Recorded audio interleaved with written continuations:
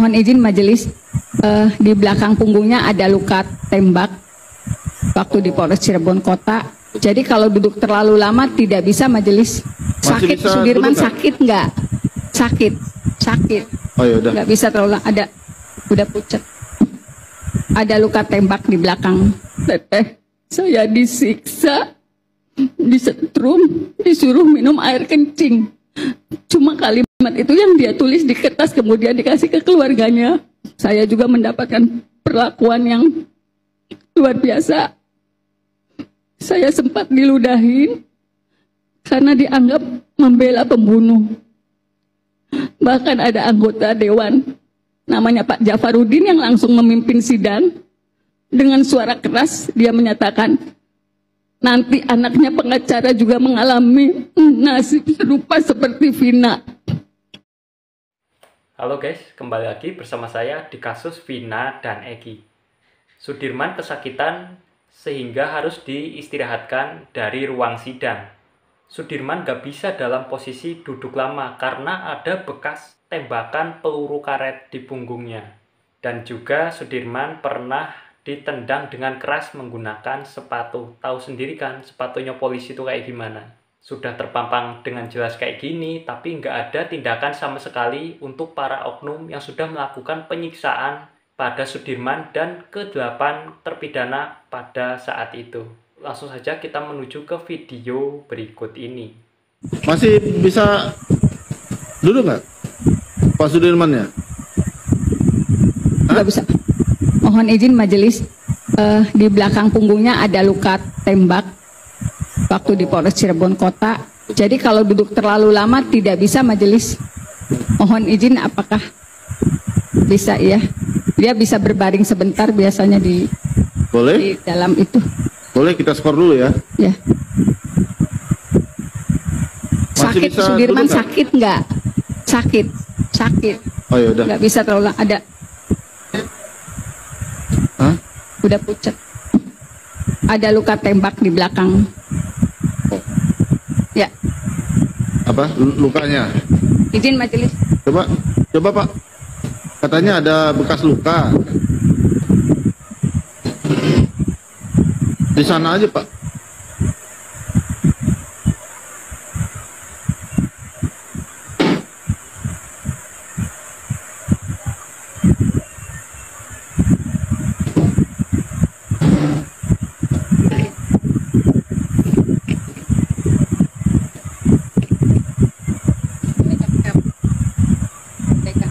Ada luka tembak karena ditodongin pistol. Ya. Diraba sama dianya, diraba. Yang sakit di mana? Nah. Peluru karet. Oh di situ. Ya, di sini. Ya, yang ada cekok dikit Pak. Tuh ini. Nih. Oh iya. Dia nggak bisa duduk terlalu lama. Sama mana? Yang bekas tendangan. Ditendang pakai sepatu. Sama tangannya,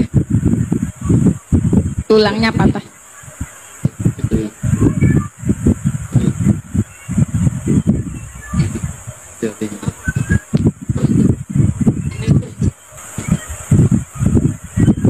Kita skor dulu ya. Ya, kalau 3 jam.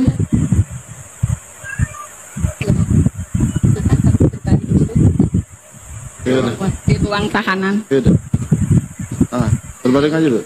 Ya. Sementara ini kita lanjutkan. Ya.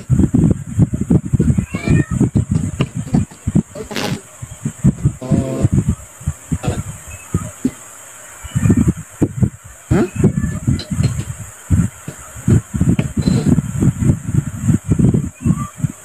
Teteh, saya disiksa, disetrum, disuruh minum air kencing.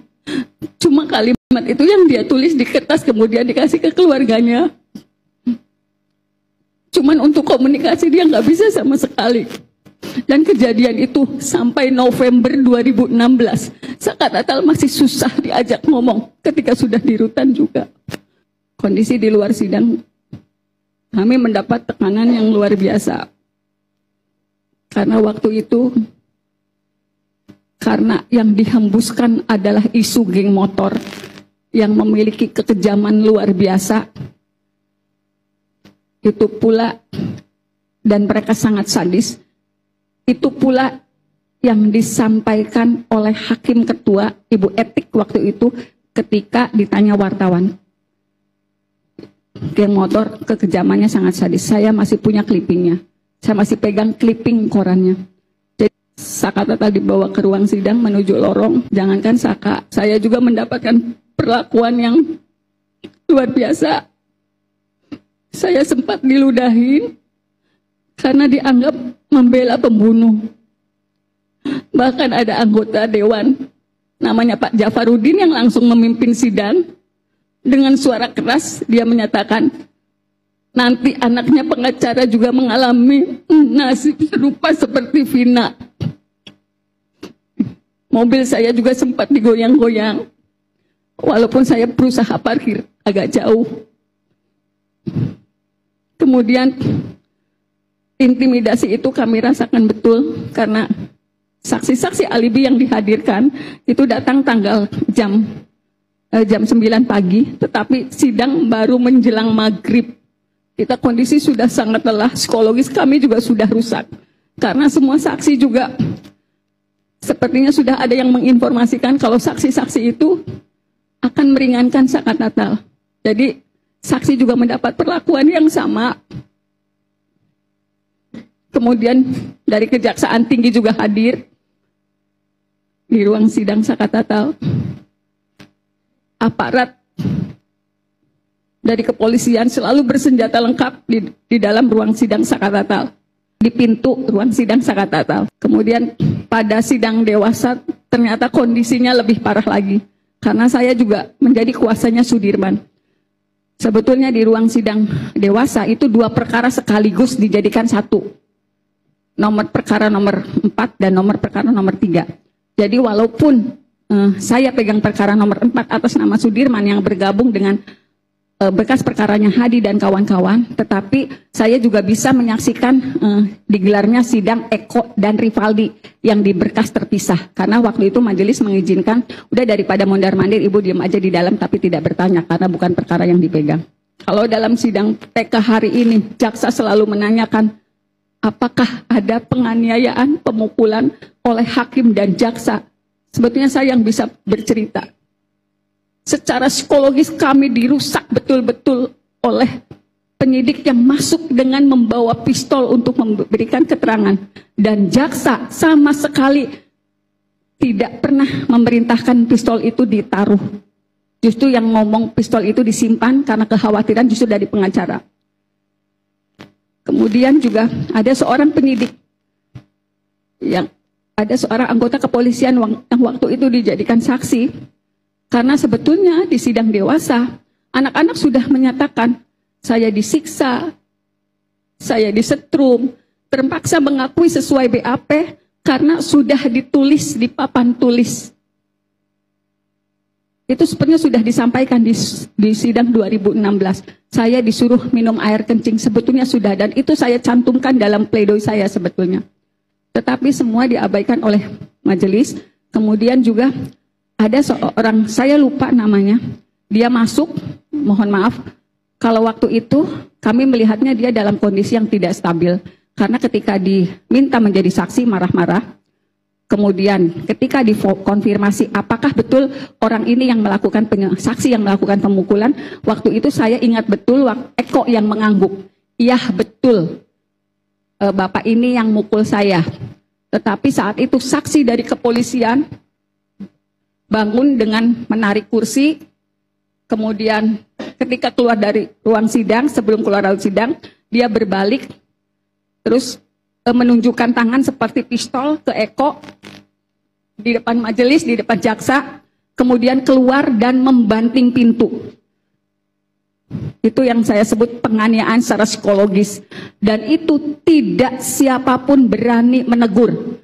Hakim waktu itu menjelaskan, mohon maaf, harap dimaklumi karena yang bersangkutan sedang sakit. Jadi hakim yang membela pada saat itu ketika, jadi hakim ketua yang menyatakan dimaklumi aja karena yang bersangkutan sedang sakit. Demi Allah saya katakan itu yang sebenarnya. Ada Cindy Sembiring yang juga hadir di ruang sidang dan merupakan pengacara Rivaldi. Boleh dikonfirmasi ke semua pemohon.